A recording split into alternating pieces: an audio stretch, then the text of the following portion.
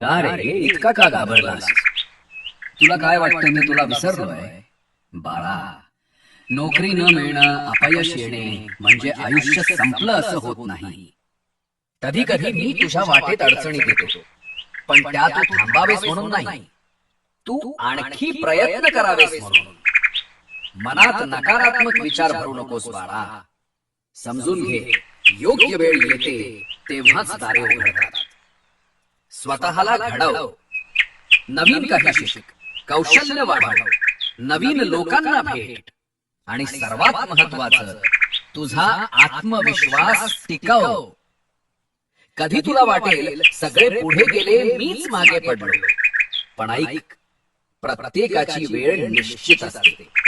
तुझी संधी अजून येत आहे आणि तू त्यासाठी तयार राहा. मी माझ्यावर विश्वास ठेवणाऱ्याचीच परीक्षा घेतो, पण त्याचा पराभव कधीच होऊ देत नाही.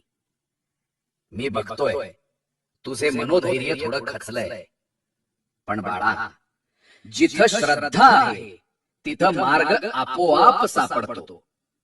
धीर धर, नवी दिशा मिळेल. माझा आशीर्वाद आहे.